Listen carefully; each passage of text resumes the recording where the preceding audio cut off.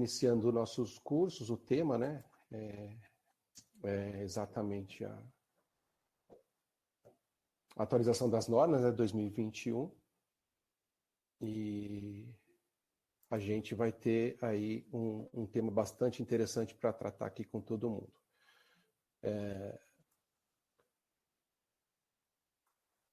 Atualizações das normas sobre transporte de materiais biológicos. Vou fazer uma breve apresentação, mas acho que a Mônica já falou bastante.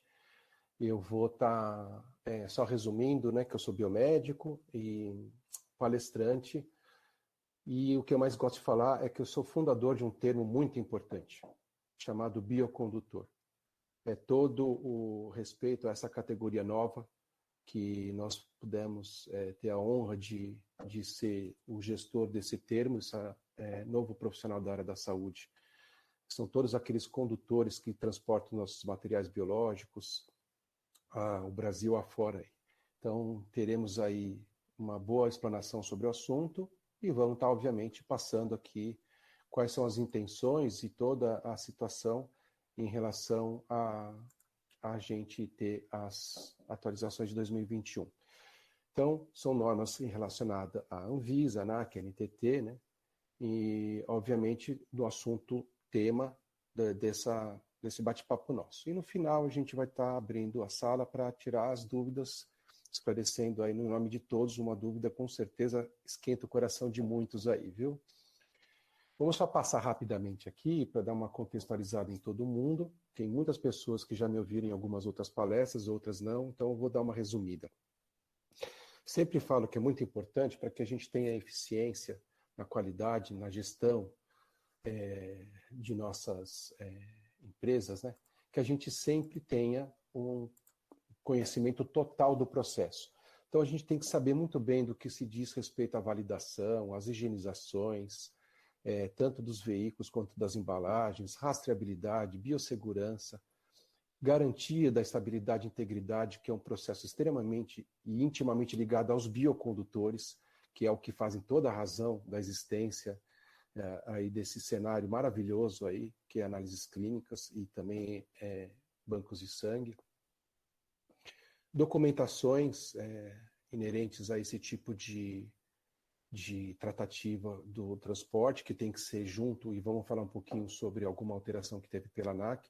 Então, são as documentações que acompanham a carga, né?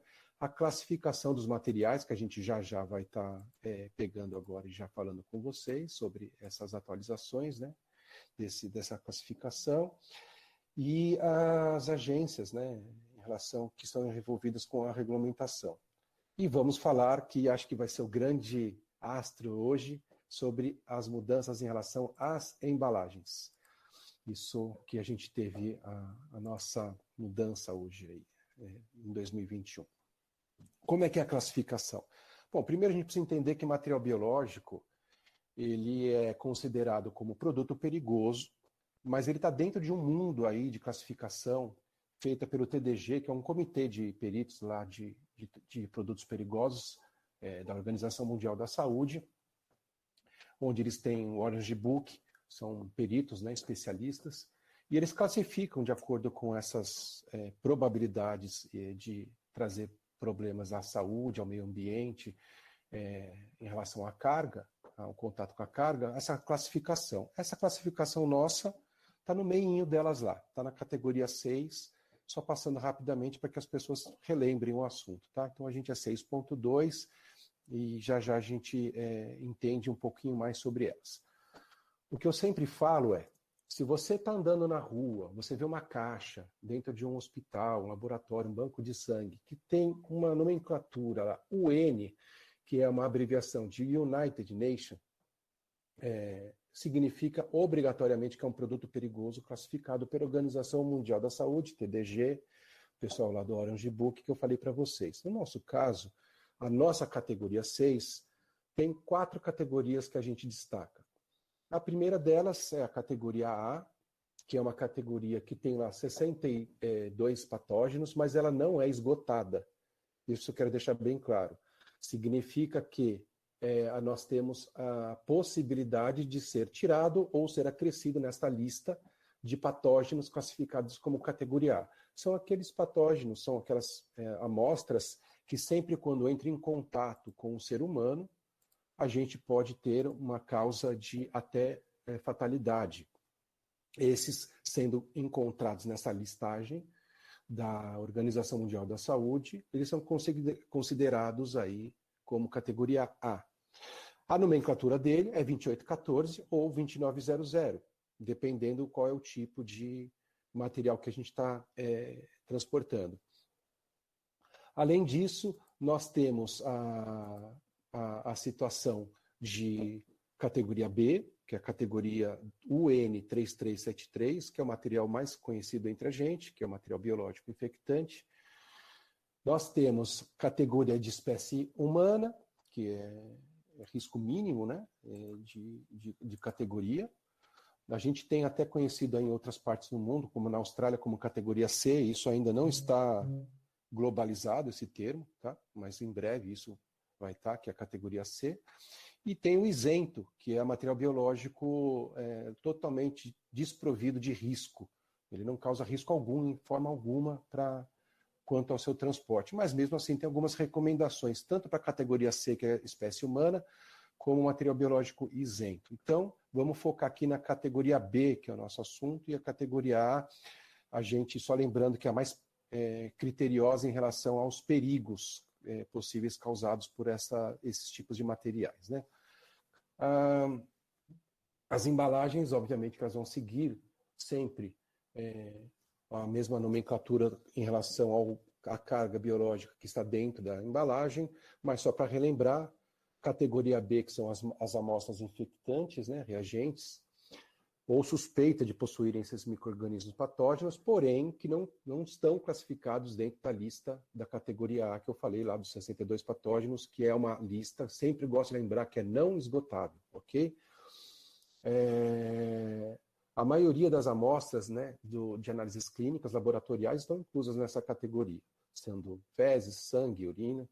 E a nomenclatura é essa, o N3373, e não usa mais aquelas três há um bom tempo, tá? Essa simbologia de material infectante. Somente na categoria A, que está lá embaixo, porque ela tem a situação, obviamente, da categoria A necessária para usar esta nomenclatura na simbologia. Então, a gente tem aí essa categoria A sendo necessária uma plaquinha a mais.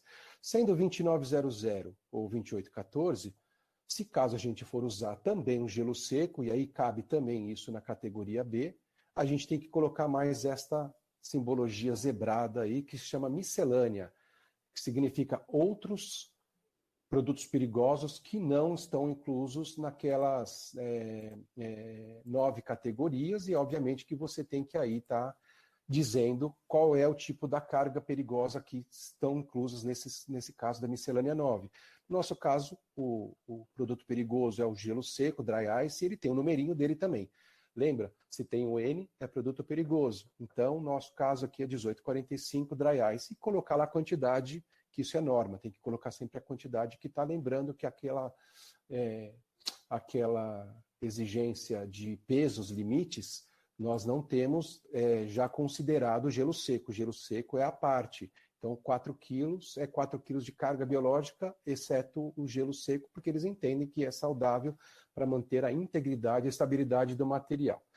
Então, exatamente por esta razão, a gente tem a necessidade de estar dando essa nomenclatura também para o gelo seco. Quanto aos veículos que podem transportar produto perigoso, no nosso país, quem determina isso não é a Vigilância Sanitária, não é o IBAMA, não é a ANAC, é tão simplesmente nosso Código de Trânsito Brasileiro, que lá no artigo 96 determina quem pode e quem não pode. E ela está citada, inclusive, lá na ANTT, Agência Nacional de Transporte Terrestre, que todo o veículo que seja considerado lá no documento como de carga ou misto, ele pode ser sim considerado como um veículo que transporte produto perigoso, vírgula, desde que adaptado. desde que seguido as normas de biossegurança, as normas de isolamento, as normas de embalagem tripla. Então não é simplesmente pegar qualquer moto ou qualquer carro, tem que seguir. Mas quanto à possibilidade de utilizar o veículo, muitas vezes eu dou palestra já há anos, uma das principais perguntas, mas disseram que moto não pode ser utilizada como transporte de material biológico. Não tem esta proibição, nunca teve essa proibição, e ela pode sim ser utilizada como transporte de material biológico, lembrando da vírgula que eu comentei com vocês agora há pouco.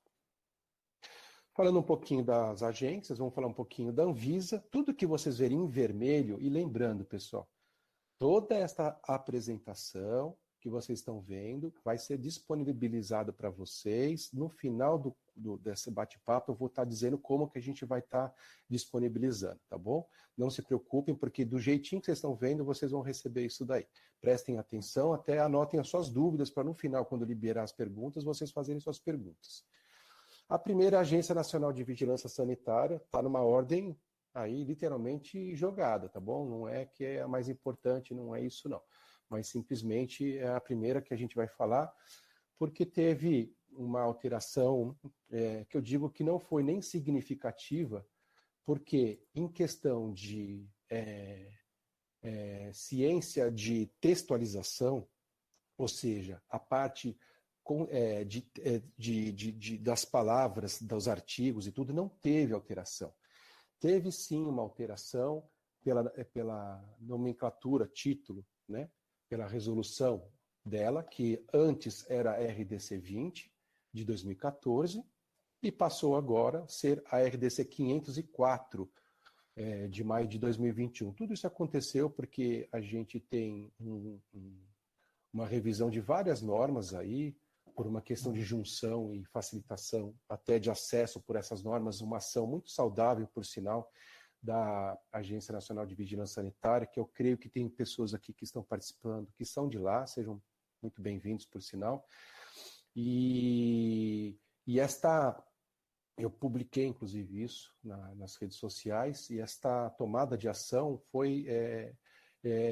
acabou culminando em algumas revogações de normas, mas não é que a norma deixou de existir, mas ela teve um título novo, como aconteceu na nossa RDC 20, passou agora a ser a RDC 504. Significa, colegas, que para todos nós que temos aí nosso laboratório, banco de sangue, transporte de materiais de fertilização humana, enfim, temos que estar atualizando a nomenclatura dos nossos documentos para que a gente esteja literalmente igual à nova norma RDC 504 de maio de 2021, ok? Tivemos, a qual eu participei, um manual da Anvisa, na realização desse manual, lá em 2015, e eu já fiz a sugestão, ou seja, encaminhei uma demanda que a Vigilância Sanitária já me respondeu, onde o pessoal da equipe lá da gestão de sangue e tecidos, eles vão estar atualizando em relação a este manual, que foi uma bênção na nossa vida. Foi um trabalho muito bonito que esse sistema de gestão fez, de tecido e sangue, lá da Anvisa, porque facilitou, ele trouxe nesse manual não só as regulamentações, citações das normas da Anvisa, mas de outras também. Deu como se fosse uma resumida, foi muito bom, porque era um sofrimento para a gente, né? Até antes da RDC 20 existir, ter que ficar entrando em busca de um site, outro site, qual era a agência, afinal, qual era a norma. Era uma confusão quando você ia ver, estava com 10 telas abertas no computador e procurando quais eram as normas, e ainda pior, né? Se ela estava vigente ou não. E aí foi quando teve essa ação maravilhosa aí da Vigilância Sanitária, em relação a realizar esse manual, né, essa primeira edição do Manual da Anvisa, e ele está agora sendo revisto, né, só para que tenha as atualizações não só pela RDC 504, como também da ANAC, que a gente já vai comentar. E qual é a competência da Anvisa em relação ao transporte de material biológico, ao tema de hoje, né? Evidenciar, principalmente, que eu destaquei das normas, o registro de todas as ações corretivas, ou seja, todas as não conformidades têm que ser tratadas e a gente tem que registrar as ações corretivas. Os cursos que são aplicados para toda a equipe envolvida, inclusive a parte de registro de temperaturas, as higienizações devem ser registradas, os contratos que são estabelecidos entre tomador de serviço e prestador de serviço também devem estar sendo referenciados nesse documento. E as licenças, obviamente, que são competência da Anvisa em relação às licenças sanitárias para esse tipo de atividade econômica, que a gente vai estar falando também. As agências regulatórias, continuando ainda pela Anvisa, temos a Portaria 370, que ela está em revisão. 2021, tivemos, desde o início da pandemia, obviamente, por mais do que justificado, um atraso pelas demandas de vários setores. A Anvisa foi uma delas em relação às revisões das normas e tudo mais. E a Portaria 370, que diz respeito à parte de transporte de sangue e hemocomponentes, né? Eles estão numa fase, que é a quarta fase, onde a gente está, eles estão lá terminando para que possam colocar esta portaria já atualizada. Provavelmente essas mudanças, essas alterações, haja visto que ela se referencia pela antiga RDC 20, ela vai ter que estar sendo referenciada agora pela RDC 504, que é a atual pelo transporte de material biológico. Ok? Então, também tem essa portaria de 2014 para a gente falar da Anvisa.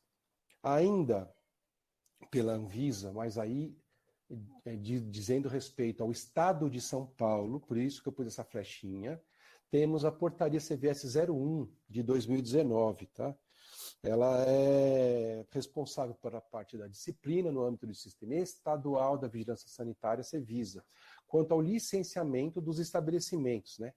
O que significa tudo isso? Até esta portaria CVS, nós tínhamos uma classificação do CNAE, que nós tínhamos, que é o 4930, em relação à parte da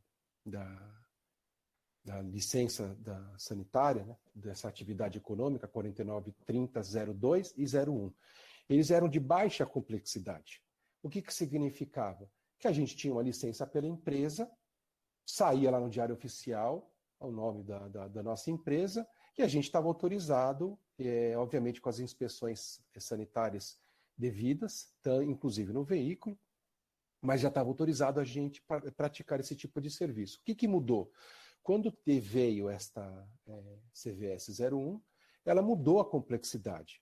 Ela, de licença simples, passou para alta complexidade. E aí, nesta mudança, tanto no CNAE 4930-01 como no 4930-02, traduzindo isso, que é a atividade econômica de empresas de transporte de produtos perigosos, intermunicipal, municipal, estadual, nós temos a necessidade de a expedição e a citação de cada veículo que vai ser utilizado na operação. Ou seja, tem agora um documento expedido por aquela placa, aquele modelo daquele carro que está autorizado a transportar material biológico. Isso foi uma força-tarefa para que se tivesse uma fiscalização e um controle melhor da qualidade, da proteção, da garantia das cargas que estavam sendo transportadas de acordo com a norma da vigilância sanitária. E isso trouxe todo um movimento do mercado, porque houve a necessidade de adequação, porque teria que citar. Já a gente vai falar sobre os carros próprios, que são daqueles que são dos próprios laboratórios, mas aqui diz referência também às empresas de transporte que prestam serviço, né, terceirizadas a esses laboratórios. Essa tela fala sobre a questão do outro CNAE, que é o 4930-02, que é a mesma coisa, mudou de licença simples para de alta complexidade. Lembrando que estamos falando sobre São Paulo. Entrei em contato com demais estados, mas alguns me retornaram, outros não, mas Minas, Rio de Janeiro, a gente teve lá a informação que não teve nenhuma alteração em relação a isto. Então, esta mais é referente ao Estado de São Paulo. Mas eu sempre falo, dê uma perguntada sempre para o setor de vigilância sanitária do seu estado, se há a necessidade desta documentação por cada veículo no seu estado, ok? Mudando agora para uma outra agência regulatória, a Agência Nacional de Transporte Terrestre, a NTT, tem a sua regulamentação através da norma NTT 5232 de 2016.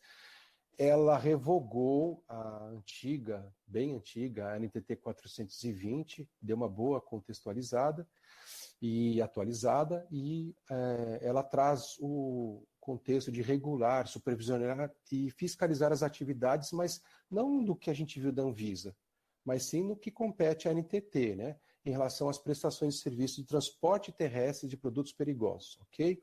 Então estamos falando aqui parte de solo, que a gente fala que é o transporte doméstico aqui no nosso país, tá? Quais são as competências principais, né? Evidenciar o quê pela norma da NTT, né? As licenças expedidas pela NTT de produtos perigosos para os terceiros, ou seja, tem que ter uma licença definitiva, não pode ser provisória, é definitiva para que ele possa prestar o serviço de transporte de produto perigoso. Lembrando que nós estamos citados nesse produto perigoso também, tá? Somos aí a parte que transporta o N3373, portanto, produto perigoso. A habilitação tem que estar adequada dos motoristas em relação à carga transportada e o veículo guiado. A embalagem sempre tem que estar de acordo com a carga interna, ou seja, tem que estar seguindo as normas da embalagem, teste de embalagem. Vamos falar bastante sobre isso aí já, mas resumidamente são duas, que é a PEC Instruction 620 ou a PEC Instruction 650. O que muda? Depende da carga. Se for categoria A gente tem que seguir a 620, se for categoria B, 650. As simbologias adequadas com as cargas biológicas e, obviamente, a embalagem, né? Em relação à documentação de carga também tem que estar adequada com as cargas que são transportadas, os veículos adequados, de acordo com o que a gente já viu atrás, o Código de Trânsito Brasileiro 96, que é a vírgula que eu falei com vocês, né? Os cursos têm que estar adequados de acordo com a carga transportada também e aplicado por pessoas que sejam capacitadas, e no caso nosso, da área da saúde, né? Esse curso tem que ser ministrado. Isso é uma indicação, não é uma exigência, mas é uma indicação fortemente, por sinal, indicado pela agência sanitária. E quais outros cursos também? Motofrete, que é uma lei federal de 12.009, que fala tudo sobre a proteção dessa galerinha aí que anda de moto para utilizar as motos de acordo em conformidade com a sua própria proteção, né, em relação às leis de trânsito. E existe também o MOP, Movimentação de Produtos Perigosos. O que ocorre com o MOP? O MOP ele não é exigido por lei do Código de Trânsito Brasileiro 96 para o transporte de categoria B, o N3373. E aí todos me perguntam, poxa, Cris, mas devo ou não devo cobrar? Olha, se vier, legal, bacana. Eu fiz esse curso, ele é muito bacana. Ele fala sobre EPIs, EPCs, sobre o que fazer em caso de acidente com produto perigoso. Mas não é uma obrigatoriedade isso nem para carro e nem para moto, para que a gente tenha esse curso. Por que eu cito? Porque muitos me perguntam e eu falo que se tiver, amém. Se não tiver, amém também. Desde que esse curso específico de transporte de material biológico seja dado, isso é regra. Tem que ser dado esse curso e tem que ser, por sinal, protocolado, ok? E, obviamente, que tem que ser reaplicado sempre quando necessário. Ainda sobre as agências regulatórias, nós temos o IBAMA, que ele é responsável pelas ações políticas nacionais no meio ambiente, né? Além do controle da qualidade, monitoramento e fiscalização ambiental. Aí já não entra a parte da vigilância sanitária, nem da Agência Nacional de Transporte Terrestre, é ambiental. E neste caso, a gente tem, atualizei até hoje essa informação, que houve um comunicado em abril de 2020, da única norma que tem deles, que é a instrução normativa, né, número 5 do IBAMA, que ele trata sobre uma licença especial que tem validade apenas de 3 meses para aquelas empresas, veículos que transportem produtos perigosos interestadual. Cris, estou transportando do Rio para Rio. Não precisa. Cris, estou transportando de São Paulo para Rio de Janeiro. Ok. O carro está saindo de São Paulo já com carga biológica e vai entrar dentro do estado do Rio de Janeiro com a carga biológica? Sim, aí precisa. Agora, caso esteja vazio, chegando no Rio de Janeiro, vai transportar carga biológica dentro do estado do Rio e vai voltar para o estado de São Paulo vazio? Não há esta necessidade, ok? Então, só deixando bem claro que é interestadual. E institui procedimento para emissão de autorização ambiental para transporte interestadual de produto perigoso. A maioria das pessoas conhece como AATPP. Tá bom? É nada mais do que a abreviação da frase, tá? Como eu falei, possui validade de 3 meses e que obriga essa empresa transportadora, que é a matriz ou filial, a possuir uma cópia em cada veículo para que possa mostrar caso é a ANTT ou a Polícia Rodoviária que pode parar e cobrar isso daí. E vamos ao astro da noite. Isso com certeza vai ser o assunto das perguntas depois da apresentação. A ANAC, uma Agência Nacional de Aviação Civil, a qual ela tem como norma a RBAC 175, e a função dela de regulamentação é estabelecer orientações quanto aos procedimentos para expedição de substâncias biológicas infectantes em aeronaves. Bom, o que aconteceu, queridos? Nós tínhamos as embalagens, acatando, obviamente, as normas lá do PEC Instruction que eu falei para vocês, PI 620 ou PI 650. Nós colocávamos lá as nomenclaturas por fora, tanto da descartável como a reutilizável, que são mais rígidas, né? São rígidas e higienizáveis, por sinal, e as descartáveis não são. Então nós tínhamos nossa caixa de papelão, por dentro isopor, muito bem guardadinho lá dentro a nossa bagzinha, que são os plásticos, com dentro os tubos. Aí, agora, em 2021, aconteceu o quê? Março. Criou-se a instrução suplementar, não existia, por isso que aí a letrinha A, IS 175012A, onde ela traz alteração em relação a estas embalagens.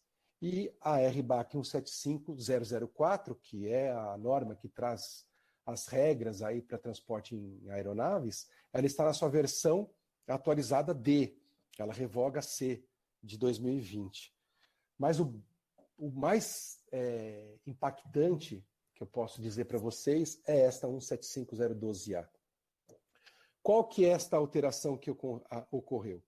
Nós temos aí esses modelos de embalagem que vocês estão vendo, tanto como modelo A, que é do lado esquerdo, como modelo B, da categoria B, o N3373 do lado direito, né? Que são categorias que possuem a mesma exigência, carga tripla, ou seja, caixas triplas, né? Embalagens triplas, perdoem, ou seja, externa, a secundária e a primária. A externa é a caixa que se vê por fora, já em conjunto com o isopor. Por dentro vem as bagzinhas, que para a categoria B pode ser os bagzinhas de plástico, desde que seja um lacre para estar lacrando, e internamente nesta as mantas absorventes, e depois dessa vem a embalagem primária. Qual é a embalagem primária? São os frascos, são os tubos de sangue, ou seja, qualquer vazamento que ocorra destes, esta manta deve ser suficiente para absorver todo o conteúdo da embalagem secundária. Ou seja, a função dessa manta é proteger a embalagem secundária para que não extravase para fora. O que aconteceu? Nós temos que ter agora não só essa simbologia de o N3373 ou a 2814, 2900, enfim, ou do gelo seco, dry ice,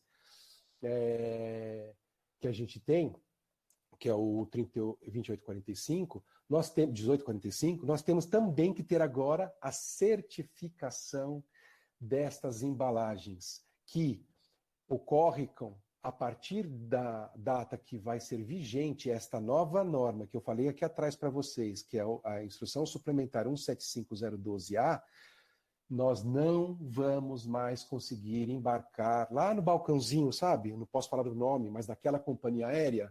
Você está lá na companhia aérea, fala, ó, colega, vim embarcar aqui, vai para São Paulo, vai para Brasília, vai para o Rio, esta caixa. Ele vai bater o olho e vai ver.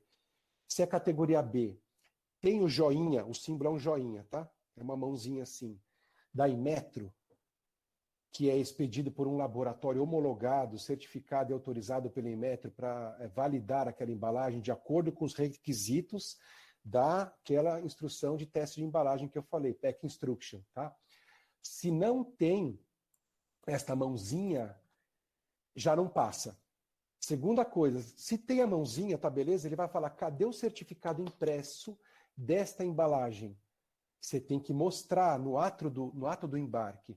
E aí ficou uma dúvida, inclusive minha, e eu questionei isso para a ANAC já me devolveu, a ANAC deve ter me xingado um pouco, porque eu fui bem chato com eles, mas era para tirar dúvida para todo mundo. Então, eu dei a cara a tapa.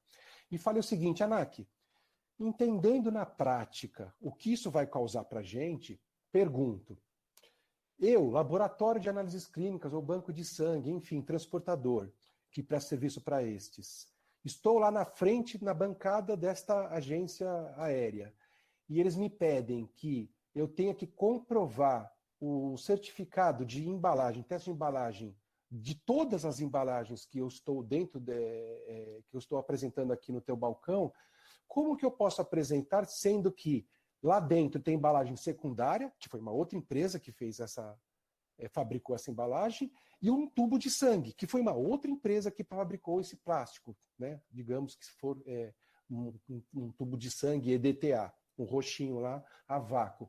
E a resposta da ANAC foi o seguinte, que a empresa que emitir o certificado, sendo ela responsável por esse certificado, deve estar citando e absorvendo os certificados dessas outras duas empresas, tudo no mesmo documento a ser apresentado pelo agente aéreo.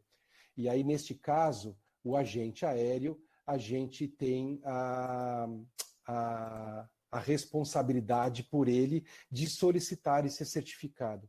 Cris, explica melhor. Tá bom, eu estou lá na bancada, estou com uma embalagem terciária, carregando um tubo de sangue, tudo bonitinho, com joinha impresso lá fora. O cara vai chegar para a gente e vai falar assim, cadê o certificado? Você mostra o certificado. Se tiver nesse certificado sendo citado somente o laboratório que testou, que homologou aquela e validou aquela embalagem, citando só a embalagem de fora, ou seja, a caixa, não segue e não para por aí. Além disso, se ele pegar alguma não adequação da nova norma, ou seja, não está de acordo com o que deveria ser, vamos receber auto de infração na hora. Ou seja, temos o prazo aí do dia 1º de outubro, que é a data que vai estar vigente esta norma, 175012, revisão A, e nós temos aí que ter uma correria para buscar empresas que façam esta validação pelas 3 embalagens, conciliando tudo numa única embalagem, tem um termo técnico, inclusive para isso, onde está sendo referenciado neste documento as 3 certificações das 3 embalagens e a embalagem com as adequações externas, que é o joinha da Inmetro, as setinhas para cima, que antes para a categoria B não era exigida e agora é, e o restante se mantém. Remetente, destinatário, o N3373 e mais um telefone para contato em caso de emergência. Fiz uma busca, estou fazendo uma busca fervorosa, mas os laboratórios de apoio estão absorvendo esta força-tarefa com os fabricantes nacionais para que consigam já entregar para os seus clientes já essas embalagens adequadas. E nós, transportadoras que oferecemos isso para os laboratórios, estamos correndo atrás de qual fornecedor que vai estar fornecendo isso para a gente. E nós, laboratórios, vamos ter que correr atrás dessas duas nichos de mercado, né? Ou seja, ou as transportadoras ou os laboratórios de apoio, porque se a gente um dia sendo nós um laboratório um pouco menor, que a gente precise de nossa embalagem, a gente vai ter que saber aonde que a gente vai ter que comprar essa embalagem. Qual é a alternativa? Sendo permitido pelo tipo da carga biológica, pelo tempo de transporte, pelo tempo de refrigeração, se for necessário, o transporte através de uma modalidade terrestre, estas exigências não recaem sobre a NTT, somente sobre a ANAC. Ou seja, as nossas embalagens que a gente estava utilizando podem continuar sendo até que haja mudança pelo modal doméstico, terrestre, ok? Então, como eu falei, a portaria 4638, isso não precisam anotar, tá? É só para eu documentar da onde que eu estou tirando base legal para o que eu estou falando. Nada que eu falo é da minha cabeça, sempre, há 10 anos, todas as coisas que eu falo sempre são baseadas nas normas. Essa portaria 4638 de 2021, ela aprova a instrução suplementar. Sempre quando tem uma instrução suplementar, quando tem uma regulamentação, sempre tem que ser publicado no Diário Oficial da União qual é a portaria que aprova aquelas instruções ou regulamentações. Nesse caso é essa que eu falei. Duas principais seriam, então, por esta instrução suplementar da embalagem, que as embalagens devem ser certificadas pelo Inmetro, ser comprovado o certificado no ato do embarque, constando os testes de embalagens conforme o PI, Pack Instruction, determina, de acordo com o tipo do material biológico transportado. Categoria A, categoria B, mínimo ou isento. No ato do embarque, será obrigatória a apresentação daquele certificado, destaquei em amarelo, do conjunto de embalagens, ou seja, primária, secundária e terciária. O termo técnico é que esteja convalidado, endossado pelo laboratório responsável pelo atestado emitido. É certo, né, que a não apresentação vai acarretar rejeito do embarque por aquele operador aéreo, agente aéreo, e sob pena de autuação previsto em norma da RBAC. As documentações devem ser, portanto, atualizadas, tanto pela alteração que nós vimos lá da Anvisa, RDC 20, passou a ser 504, tanto para empresas de carga própria, como empresas de carga terceirizada. A documentação tem que estar bem atualizada pelos seus veículos, sendo carro ou moto, em nome da empresa ou dos sócios, né, no caso de ser um transporte de carga própria. É isso que diz que é uma carga própria, tá? Tenho o meu carro, tenho o meu laboratório e ele está transportando material biológico. Não esqueça, esse seu carro tem que estar em nome do seu laboratório. E ele tem que estar, dependendo do seu estado, com a documentação expedida lá para autorizar aquele veículo para ser feita o transporte de material biológico. Não sendo assim, ele vai ser entendido pela vigilância sanitária como terceirizado, ok? Possuir a licença sanitária, obviamente, do laboratório, incluindo esses veículos que eu falei, né, que sendo carga própria, né? E sempre eu lembro que tem que bom verificar as disposições do seu estado, né, em relação a essa cobrança da certificação por veículo. Deixa eu molhar a garganta aqui, que senão vocês não vão me ouvir já já. Biossegurança também, na relação das documentações, também tem que estar muito bem instruído. Tem pessoas, empresas que chamam de instrução de trabalho, IT, tem pessoas que têm regulamentações internas, enfim, o nome não importa, mas as documentações têm que ser muito claras e bem instruídas e de fácil entendimento a todos os colaboradores que estão pilotando ou dirigindo esses veículos para o momento de transporte categoria A ou B, ok? Categoria B não precisa de, por norma, EPIs e EPCs. Muitos se assustam que eu falo isso, tá? Mas, assim, nós temos que ter, sim, mecanismos de contenção em caso de acidente, ou seja, uso em casos para casos a gente tenha que ter um contato direto com a amostra, para que a gente congregue tudo isso daí de uma forma correta e de forma com a instrução dada pela empresa, para que seja dado o destino final de forma correta, sem trazer perigo para quem está fazendo aquela contenção. E isso deve, obviamente, estar constando na instrução de trabalho de cada colaborador. Ok? Então, somente para explicar o porquê que a gente sempre escreve que a categoria B não necessita nem de EPIs, EPCs, nenhuma categoria ela exige, até porque o que era EPC antigamente já nem existe mais. O que é, Cris? O extintor. Se você for pegar os carros novos hoje em dia, já é totalmente excluso a fabricação dos veículos com os extintores. O extintor é um caso de um EPC, ok? Então, estamos falando aqui de equipamento de proteção individual e coletivo. Somente, sim, no caso de os EPIs, em caso de eventos, né? E aí, quais são o conjuntinho bom de ter lá para cada colaborador? Luvas, álcool 70 e as embalagens de descarte para ser devidamente encaminhado para o descarte final. Muito bem. E a rastreabilidade, que é um assunto que é tratado por todos, tanto pela NTT, quanto a Anvisa, quanto a ANAC, porque é um ponto crucial. Onde está, aonde foi, de que forma que você está protocolando a passagem, qual o momento que esteve lá, de que jeito que você está protocolando isso, se tem instrução de trabalho de como utilizar essa rastreabilidade. Estou dando aqui um exemplo para vocês com um gráfico que são os loggers, são excelentes. Tem colegas que postaram hoje, inclusive, nas redes sociais, um belo de um trabalho, infelizmente eu não posso tocar aqui no nome, mas foi muito bom o trabalho, dizendo algumas razões do porquê não usar mais os canhõezinhos, as pistolas lasers. São vários motivos, né?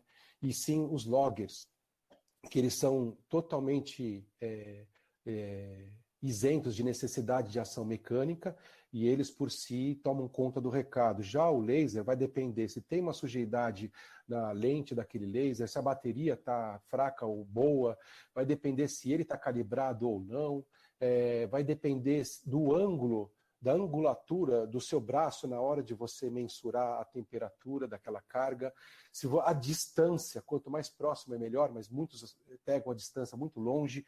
Qual é o ponto de incidência daquele laser? Tem muitos que vão inserir aquele laser lá, da pistolinha, na parede da caixa, está medindo a parede, né? Outros colocam lá no gelo, está medindo o gelo. Já os loggers não, você joga lá no ambiente, ele está medindo de tempos em tempos e depois trazendo um gráfico.